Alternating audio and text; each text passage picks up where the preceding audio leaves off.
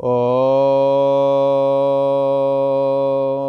अखण्डमण्डलाकारं व्याप्तं येन चराचरं तत्पदं दर्शितं येन तस्मै श्रीगुरवे नमः। योगेश्वर श्री कृष्ण भगवान की जय। ऐं सरस्वत्यै नमः। श्री गंगा देव्यै नमः। पूर्व का प्रसंग एक बार स्मरण करते हैं। पूर्व में चर्चा चल रही थी। भगवान श्री कृष्ण से अर्जुन ने पूछा, हे भगवान, संन्यास और त्याग को अलग अलग बताइए।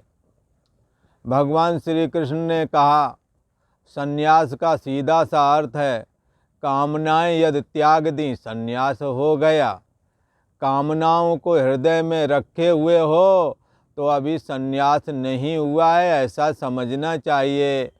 और रही बात त्याग की, तो त्याग के विषय में बहुत सारे विद्वानों का कथन भी है। जैसे कुछ कहते हैं सभी कर्मों का त्याग कर देना चाहिए क्योंकि कर्म मात्र ही दोष युक्त है।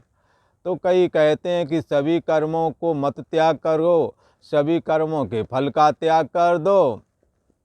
तो कई लोग ऐसा कहते हैं कि बाकी कर्मों का त्याग कर दो, यज्ञ दान तप का त्याग मत करो। और क्योंकि यज्ञ दान और तप सभी को और अधिक पवित्र बनाने वाले हैं। बड़े बड़े विद्वानों को भी पवित्र बनाते हैं, तो आम लोगों की क्या कहना। भगवान श्री कृष्ण ने कहा, अर्जुन, इस विषय में हमारा भी निश्चय है। ये तो उन्होंने अन्य विद्वानों की बात बताई, पर हमारा निश्चय इस विषय में ऐसा है कि चाहे यज्ञ दान तप हो, चाहे आपके रोजमर्रा के घर गृहस्थी वाले कर्म रूप कर्तव्य होवें, यज्ञ दान तप रूप कर्मों को तथा रोजमर्रा के लिए एक दूसरे के प्रति किए जाने वाले कर्तव्य कर्म हों, इन सभी को करना है। आसक्ति का त्याग करके करना है और फल की इच्छा से रहित होकर के यदि करोगे तो हमारी नज़र में सच्चे अर्थों में त्याग हो जाएगा और त्याग करने की वजह से आप त्यागी कह जाएंगे। सन्यासी और त्यागी दोनों के लक्षण घट जाएंगे।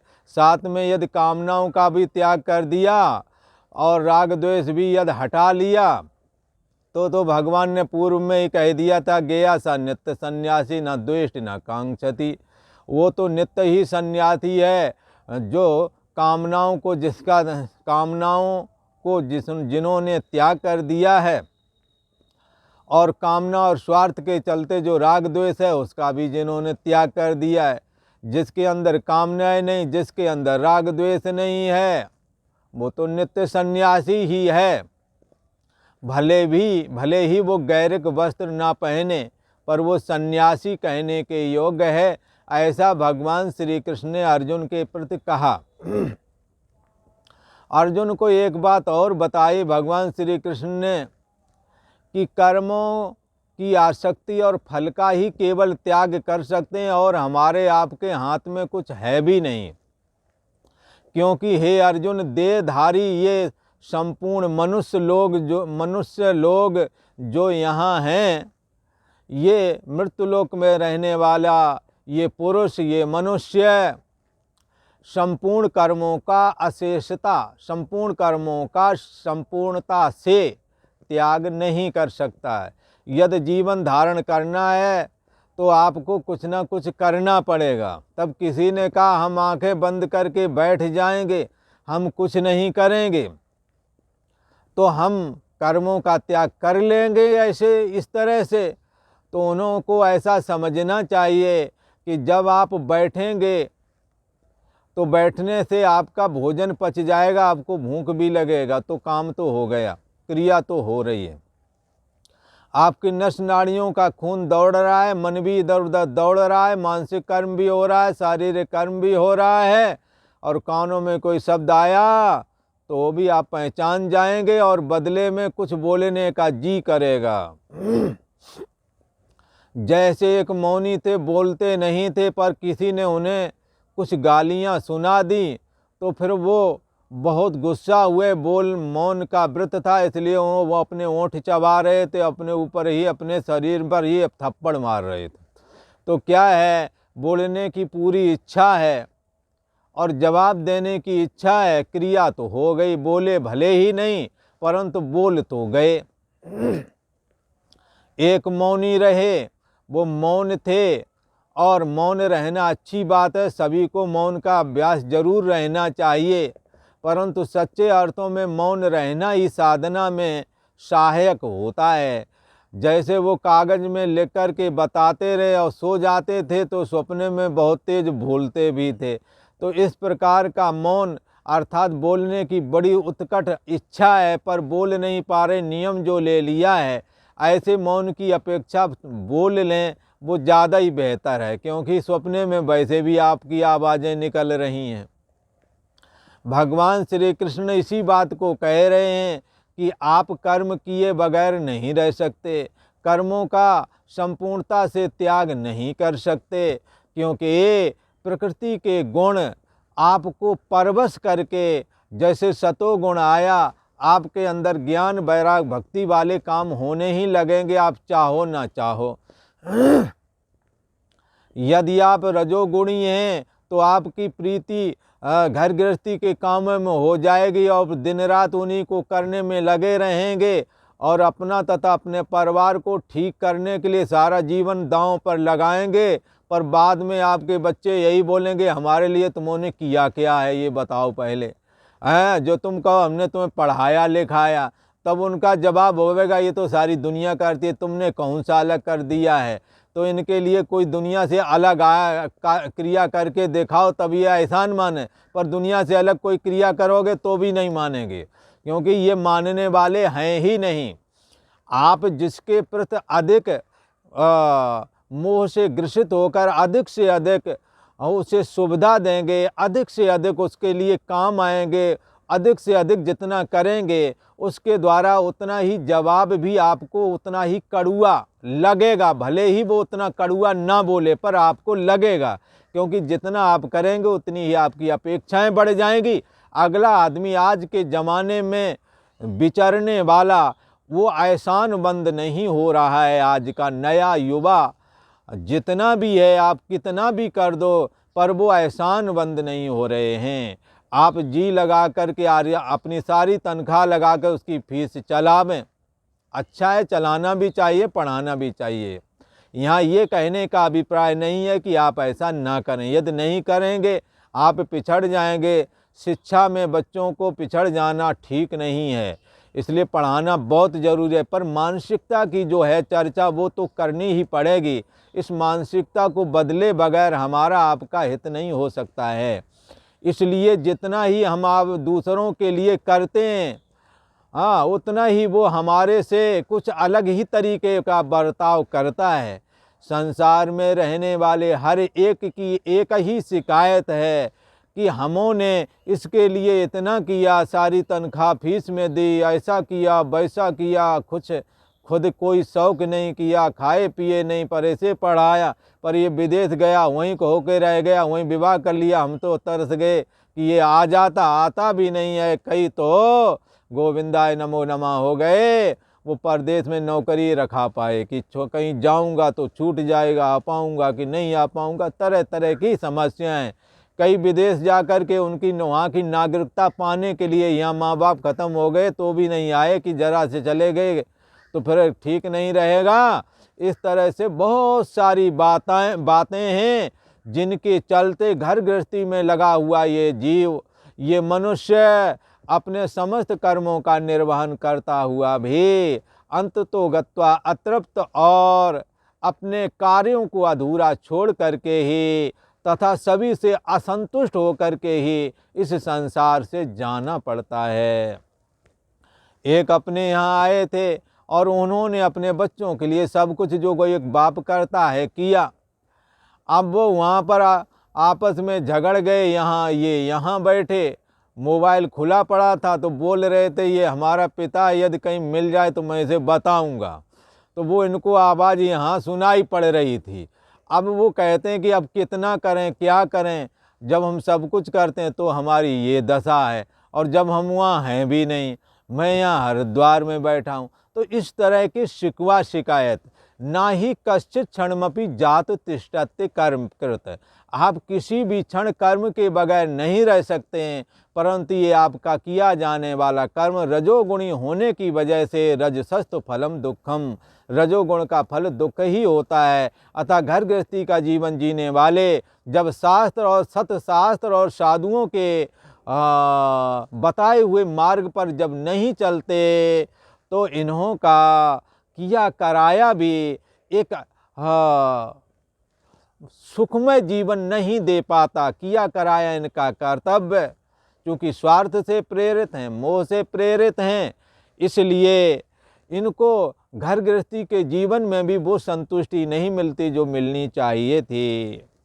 भगवान श्री कृष्ण ने कहा, अर्जुन, संपूर्ण रूप से कर्मों का त्याग नहीं किया जा सकता है, और यदि कर्मों का त्याग करना भी चाहो तो कैसे करो, आसक्ति का त्याग करो, और फल की इच्छा का त्याग करना ही कर्म का त्याग कहलाता है।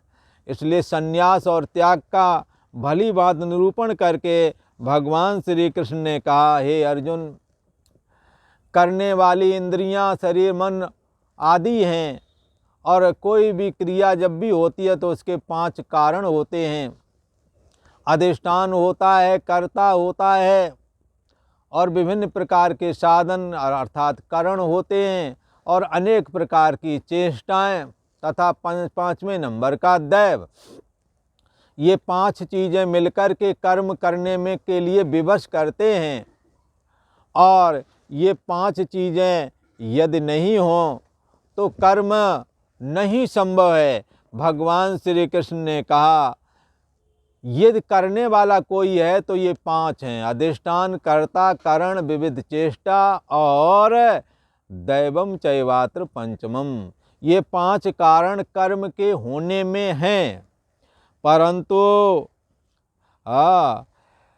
शरीर, वाणी और मन से जो भी कर्म होते हैं, उन कर्म होने के पीछे ये 5 ही कारण हैं। इन 5ओं की वजह से ही कर्म संभव होते हैं। और ऐसा होने पर भी यदि कोई बुद्धिहीन अर्थात दुर्मति, जिसके मंद बुद्धि वाला पुरुष अथवा जिसका चित्त निर्मल नहीं है, ऐसा जो दुर्मति, जिसके अंदर भक्ति नहीं है, ऐसा जो कोई दुर्मति है, जिसकी बुद्धि सही तरह से जगत के मिथ्यात्व को समझती नहीं है, तो ऐसा भगवान श्री कृष्ण कहते हैं सच्चे अर्थों में तो ऐसा ही है। कैसा कि ये 5 चीज़ें ही कर्म करने में सहायक होती हैं, इन 5ओं के द्वारा ही कर्म होता है। ऐसा होने पर भी जो मनुष्य अशुद्ध बुद्धि होने के कारण कर्मों के होने के विषय में अगर आत्मा को कर्ता मानता है, तो वह मलिन बुद्धि वाला है, उसका अंतःकरण अभी निर्मल नहीं हुआ है, वह इस यथार्थ रहस्य को नहीं जानता, क्योंकि आत्मा अकर्ता और अभोक्ता है। ये शरीर, मन और इंद्रियां ही करता हैं और भोगता है। चैतन्य सत्ता तो कैसा है, असंग है सदा। असंग होने की वजह से ये कर्ता भाव से रहता है, ये शुद्ध चेतन कर्ता भाव से रहता है, ऐसा भगवान श्री कृष्ण ने कहा।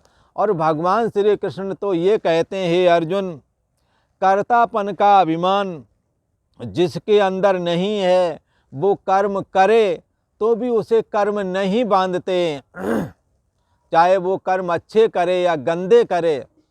अच्छे कर्म भी उसे सुख दे कर के बांध ना सकेंगे, और गंदे कर्म भी दुख दे कर के उसे दुखी ना कर सकेंगे। हाँ, इसलिए भगवान श्री कृष्ण ने तो कहा कि जीवन में कर्तापन ही कर्मों के द्वारा इस जीव को बांधता है। और ये कर्मों का कर्तापन रहता कहाँ है? तो ये रहता है अहम अस्मि, अहम अस्मि मतलब अहंकार में रहता है। अहम अस्मि जो परछिन्न व्यक्ति विशेष अभिमान है, शरीर एड़ी से चोटी तक ये मैं हूँ, मन और इंद्रियों का मैं जानने वाला परछिन्न व्यक्ति विशेष जो है, ये जीव चेतना है, इसको अपनी मैं मानने वाला ऐसा जो अहंकार है, जिसकी अभिव्यक्ति अहम अस्मि करके होती है, उसी में ये कर्मों के संस्कार, कर्तापन के संस्कार रहते हैं। परंतु जिसने अहंकार के सहित कर्मों का संस्कार रूप मन का भी त्याग कर दिया है, यश नाहंकृतो भावो, जिसने लगता मैं हूँ, जिसने ऐसा जान लिया ये मैं हूँ का भी मैं जानने वाला हूँ, इसलिए मेरे में मैं हूँ नहीं है। मैं हूँ का मतलब अहम, मेरे में अहम पद नहीं है। अहम पद से भाव जो शुद्ध चैतन्य सत्ता है, सोहम अस्मि, वो मैं हूँ। ऐसा भाव धारण करने से कर्तापन बाधित हो जाता है। इस 18वें अध्याय के 17वें श्लोक में इस रहस्य को भगवान श्री कृष्ण क्लियर कर रहे हैं। भगवान श्री कृष्ण क्या कह रहे हैं? यस्य नाहंकृतो भावो बुद्धिर्यस्य न लिप्यते हत्वापि सा इमान् लोकान् न हन्ति न निबध्यते। यस्य जिस पुरुष के नाहं अहंकृता अभावा, अहंकृता भावा ना, जिस पुरुष के अंतःकरण में मैं करता हूँ भावा ना, ऐसा भाव नहीं है।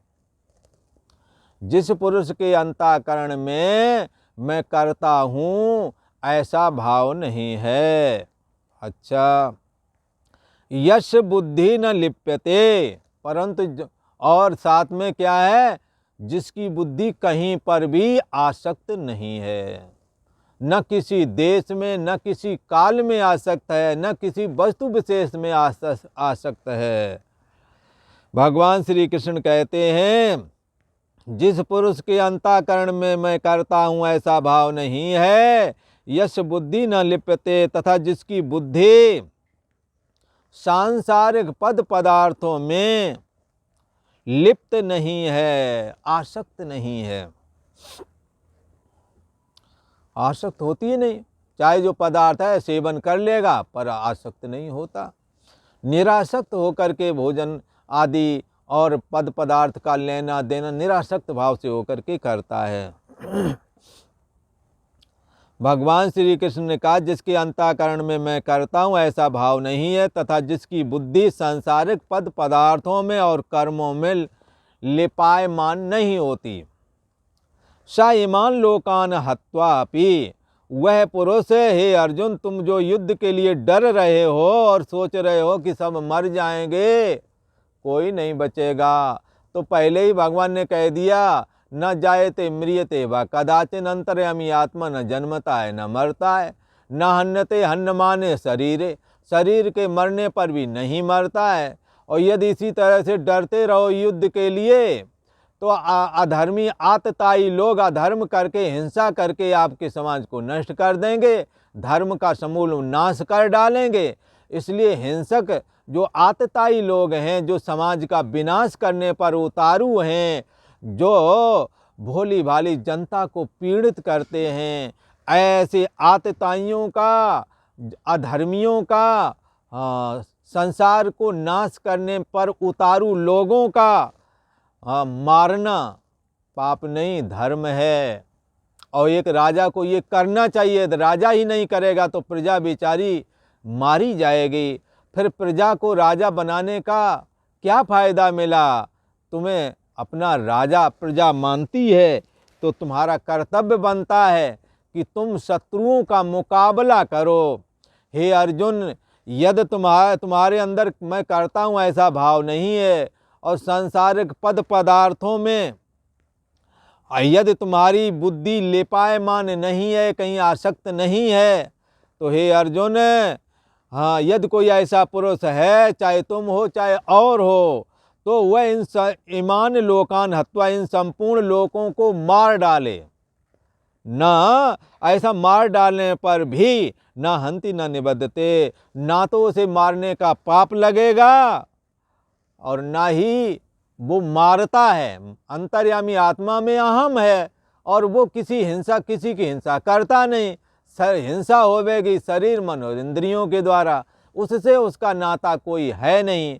शरीर मन और इंद्रियां जब होती हैं तब भी अंतर्यामी आत्मा इनको जानता है, और सुषुप्ति अवस्था में जब शरीर और इंद्रियों का अभाव होता है तो इनके अभाव को तथा सोने जागने वाली चेतना ने कुछ ना जाना, इस ना जानने को भी जो जानता है वो करता भला कैसे हो सकता है? वो कैसे किसी भी क्रिया का कर्ता हो सकता है? नहीं हो सकता। और वो कहीं पर आसक्त भी नहीं होता। यहाँ तक ना वो शरीर में आसक्त है, ना शरीर की क्रियाओं से आसक्त है, संसार के किसी भी पद पदार्थ से आसक्त नहीं है। इसलिए ऐसा पुरुष यदि उसके द्वारा धर्म की रक्षा के निमित्त संपूर्ण लोकों का भी विनाश हो जावे तो भी उसने विनाश नहीं किया ऐसा ही माना जाएगा, क्योंकि वो अंतर्यामी आत्मा में उसने अपनी मैं बुद्धि को स्थापित किया है। अंतर्यामी आत्मा में मैं बुद्धि अंतर्यामी आत्मा में अहम पद है ही नहीं। ऐसे निरहम पद आत्मा में निरहम अहम उसने अपना बना लिया, अहम पद से रहित हो गया है, कहीं पर आसक्त नहीं है। इसलिए वो संपूर्ण लोगों को मार डाले, नष्ट कर दे तो भी नहीं मारेगा। और चूंकि वो नहीं मारा उसने, इसलिए उसे पाप भी नहीं लगता। क्यों नहीं मारा? क्योंकि शरीर मन और इंद्रियों से उसने अपने को अलग कर लिया है। धर्म की रक्षा के निमित्त इन आतताई अत्याचारी राक्षसों का, जो समाज के विनाशक हैं, जिन्होंने भोली भाली जनता को दुखी कर रखा है, जो जे लंपट पर धन पर दारा, दूसरे का धन हड़पने में लगे पड़े, दूसरे की स्त्रियां छीनने में लगे पड़े, पटाने में लगे पड़े, ऐसे लोग जब समाज में बढ़ जाते हैं तो फिर जनता त्राय त्राय कर उठती है। ऐसे राक्षसी स्वभाव वालों से, हमला करने वाले शत्रुओं से हमेशा मुकाबला करना चाहिए। और यदि आत्मा में तुम्हारी मैं बुद्धि स्थित है तो तुम संपूर्ण लोकों को भी मार डालो तो भी तुम नहीं मारोगे और ना ही पाप से बंधोगे, क्योंकि तुम्हारे अंदर करने वाले जो शरीर मन इंद्रियां आदि हैं, इनसे तुम रहित हो, इनसे तुम्हारा अहम रहित हो गया, इनसे तुम अलग हो गए हो।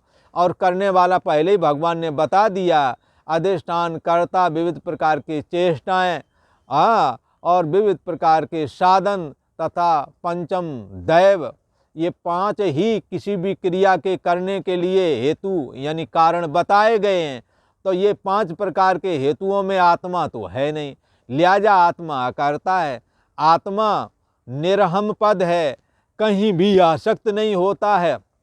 यही भगवान श्री कृष्ण का अंतर्यामी स्वरूप है, यही समस्त देवताओं का अंतर्यामी स्वरूप है, यही शिव का, विष्णु का, सूर्य का, गणेश का, दुर्गा का भी यही अंतर्यामी स्वरूप है। यही सभी की यही असली मैं है, जीव की भी असली मैं यही है। इसीलिए भगवान ने कहा, संतों ने कहा, सो प्रभु और नहीं सो तू है, पोप मध्य जैसे बास बसत है, मुकुर माए जिम छाई, तिम हरि ही बसें निरंतर, घट ही खोजो भाई। इस शरीर के अंदर जो अंतःकरण है, अंतःकरण में जो बुद्धि रूपी गुहा है, उस बुद्धि रूपी गुहा में ये भगवान श्री कृष्ण का अंतर्यामी स्वरूप प्रतिफलित हो रहा है। और बुद्धि से तादात्म्य होने की वजह से निरहम पद इस अंतर्यामी आत्मा में मैं हूँ ऐसा अहम पद आ गया है। इसलिए इस अहम पद से तुम यदि असंग हो सको तो इसमें ही कर्तापन रहता है।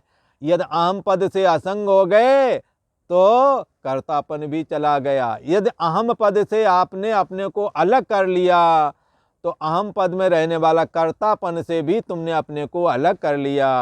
फिर जो भी कर्म करोगे न उसका शुभ कर्म करने का फल जो सुख है उसके द्वारा तुम बांधे नहीं जाओगे, और यदि उसके द्वारा कोई अशुभ कर्म हिंसा आदि देश की रक्षा के निमित्त यदि हो गई तो उस हिंसा का भी तुम्हें पाप नहीं लगेगा, क्योंकि तुमने अपने कर्तापन का बाध कर दिया है।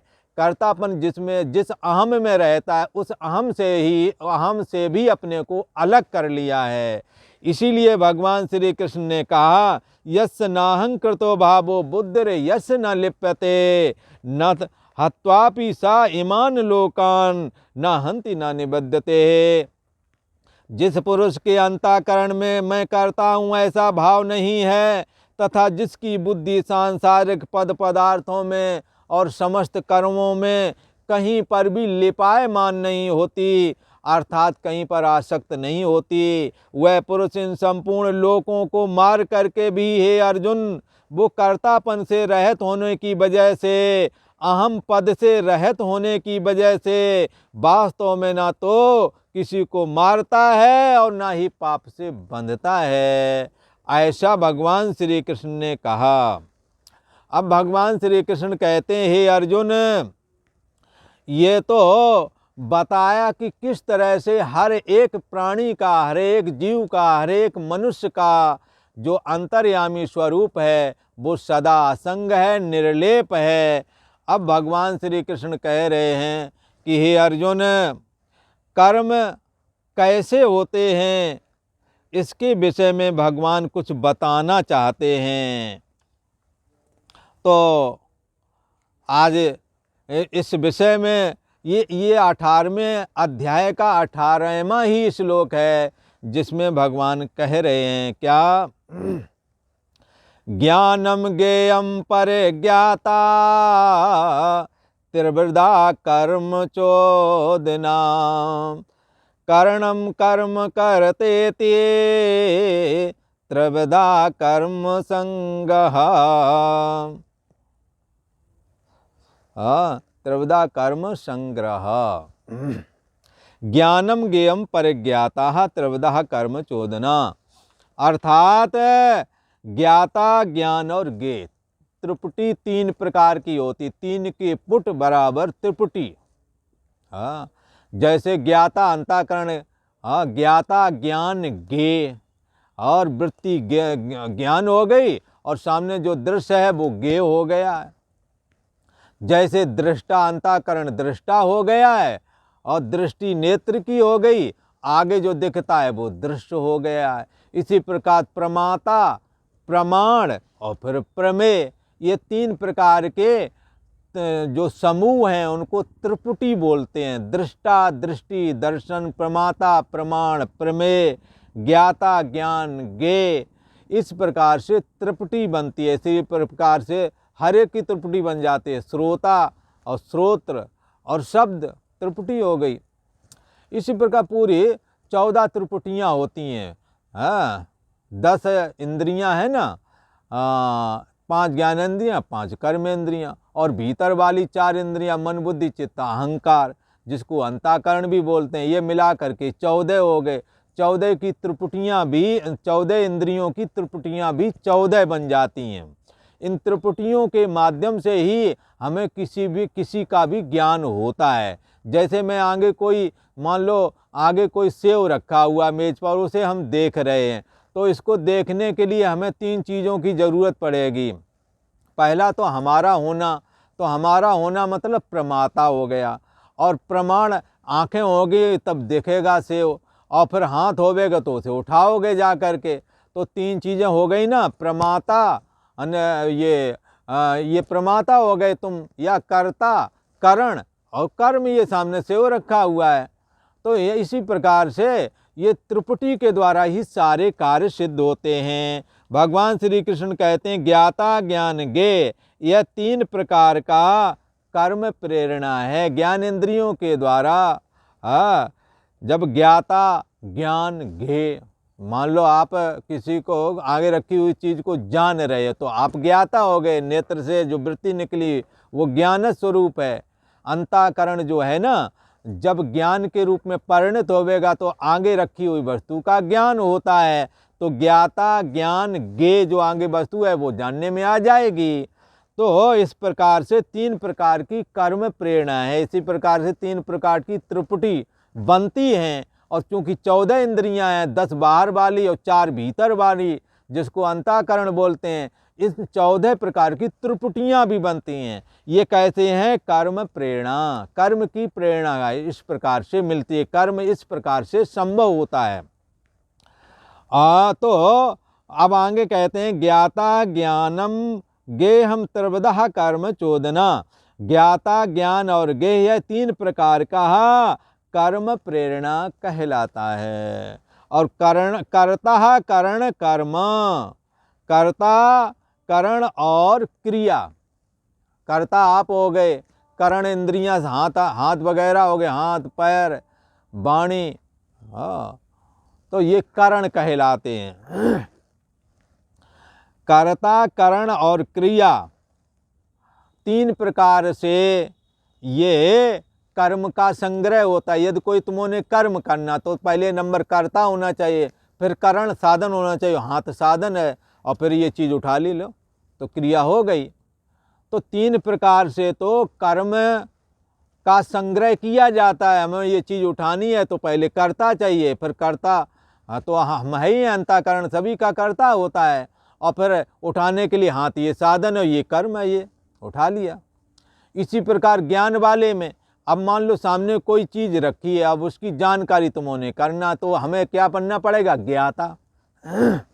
ज्ञाता, और फिर ज्ञाता जो है वो ज्ञान रूप हो जाता है। और मान लो हमने ये चीज़ जानना, ये डिबिया है, ऐसे जान लिया तो 5 ज्ञानेंद्रियों के द्वारा 5 प्रकार की त्रिपुटी बनती है। और ये 5 प्रकार के कर्म की प्रेरणा, अर्थात 5 प्रकार के कर्म का ज्ञान इस प्रकार से होता है। इसी प्रकार से 5 प्रकार की कर्मेंद्रियां हैं, तो 5 प्रकार की कर्मेंद्रियों की त्रिपुटी कैसे बनेगी? कर्ता, करण और फिर बाद में क्रिया। जैसे मान लो हमने एक जगह वो आम के ऊपर से वो आम गिरा है पका हुआ, तो हमने क्या है, अब हम कर्ता ने सोचा कि भाई हमारे को ये आम खाना मांगता है, तो पैर चल के जाएंगे, क्रिया हो जाएगी, ठीक है, और हाथ जाकर उठा लेगा। तो कर्ता और करण साधन बन गए, हाथ ने उठा करके दे दिए, ये साधन बन गए। और कर्म तो पहले वो रखा ही है, आम तो पड़ा ही हुआ वहाँ। तो क्या है, 4 प्रकार से क्रिया, ये जो 5 प्रकार की कर्मेंद्रियां, इनकी 5 प्रकार की त्रिपुटी कर्म करने के लिए बनती है भला। और इसी प्रकार से 5 ज्ञानेंद्रियां हैं, और 5 ज्ञानेंद्रियों भी किसी भी वस्तु का, किसी भी विषय का ज्ञान करने के लिए 5 प्रकार की त्रिपुटी ज्ञाता ज्ञान ज्ञेय के रूप में बनती है। किसी भी विषय का ज्ञान करने के लिए ज्ञानेंद्रियों के द्वारा जो त्रिपुटी बनती है उसको कर्म प्रेरणा कहते हैं। भाई कर्म की प्रेरणा कैसे हो? आगे का ज्ञान होगा तभी तो होगी। इसी प्रकार कर्म कैसे करोगे? तो 5 ज्ञानेंद्रियों के द्वारा 5 प्रकार की जो त्रिपुटी बनती है उसको कहते हैं कर्ता, करण और क्रिया। और ज्ञान वाले में ज्ञाता ज्ञान ज्ञेय। तो ज्ञान वाली ज्ञानेंद्रियों की त्रिपुटी बनेगी, तब हमें आगे के विषय का ज्ञान होगा। और आगे के जो विषय देखे उनको पाने के लिए जो क्रिया करेंगे, तो 5 कर्मेंद्रियों के द्वारा 5 प्रकार की जो त्रिपुटी बनेगी वो कर्ता, करण और क्रिया, यह 3 प्रकार की बनती है। ऐसा भगवान श्री कृष्ण ने कहा कि किस प्रकार से ये जो अहम अस्मि करके जो कर्तापन है, ये कर्ता जब इसे किसी विषय का ज्ञान प्राप्त करना होता है तो ज्ञानेंद्रियों का आश्रय लेकर के 3 प्रकार का बन जाता है, ज्ञाता, ज्ञान और ज्ञेय। और जब कर्म कोई क्रिया करनी होती है, ज्ञान करना होता तब तो ज्ञाता ज्ञान ज्ञेय बन जाता है। और जब कर्म होता है तो कर्मेंद्रियों का सहारा लेकर के कर्ता, करण और कर्म बन जाता है। तो कर्ता तो अंतःकरण है, और करण हाथ है, हाथ पैर, उपस्थ गुदा, ये 5 करण बताए गए हैं बाहर वाले। और 5 ज्ञाता तो आप हो गए। और ज्ञान श्रोतम चक्षुस्पर्शनम चा रसनम घ्राणमेव चा, नेत्र, घ्राण, रसना, कान और त्वचा। ये 5 प्रकार के किसी भी विषय का ज्ञान प्राप्त करने के लिए 5 प्रकार की ये जो ज्ञानेंद्रियां ये कारण बन जाती हैं। और कर्म करने के लिए 5 कर्मेंद्रियां कारण बन जाती हैं। और 5 कर्मेंद्रियां कौन सी हैं? ये हाथ, पैर, हाँ, और वाणी, उपस्थ और गुदा, ये 5 कर्मेंद्रियां हैं। हाँ, और ज्ञानेंद्रियां कौन है? नेत्र, श्रोत्र, घ्राण, रसना और त्वचा। तो इस प्रकार से जब इसे किसी विषय का ज्ञान करना है तो ज्ञान की तृप्ति ज्ञाता ज्ञान गे बनती है। और आगे विषय जितने भी हैं, जितनी इंद्रियां उतने ही विषय हैं, और जितने कर्मेंद्रियां उतनी ही क्रियाएं हैं। उससे ज़्यादा क्रियाएं भी नहीं हमारे पास। 5 प्रकार की क्रियाएं, 5 प्रकार के विषय हैं। शब्द, स्पर्श, रूप, रस, गंध, ये 5 प्रकार के विषय हैं और 5 प्रकार की क्रियाएं। लेन देन करेंगे हाथ से, पैर चल के जाएंगे, वाणी के द्वारा शब्द उच्चारण करेंगे और ग्रहण करेंगे मुंह से, एक ये भी क्रिया। नीचे से सुबह निकालेंगे जब शौच जाएंगे। इस प्रकार से ये 5 प्रकार की टोटल क्रिया हैं। यही 5 प्रकार की क्रिया जीवन भर करते हैं हम लोग। और 5 ही प्रकार के विषयों का ज्ञान है जो जीवन भर करते हैं। पर जब किसी विषय का ज्ञान करना होता है तो ज्ञाता ज्ञान गे बन जाता है तुम्हारा हम। और जब किसी का तुम्हें क्रिया करनी होती है तो आप कर्ता, करण और कर्म बन जाते हैं। इस प्रकार से कर्म की प्रेरणा और कर्म का संग्रह। कर्म की प्रेरणा का मतलब कर्म का ज्ञान, और कर्म संग्रह माने क्रिया करना। तो इस प्रकार से भगवान श्री कृष्ण ने बताया ज्ञाता ज्ञान गे, यह 3 प्रकार की कर्म प्रेरणा है। और कर्ता, करण और क्रिया, यह 3 प्रकार का कर्म संग्रह कहलाता है। इसलिए भगवान ने यहाँ का ज्ञानम ज्ञेयम परिज्ञाता त्रिविधा कर्म चोदनाम करणम कर्म करते ते त्रिविधा कर्म संग्रह। और आज इतना ही। ओम शांति शांति शांति।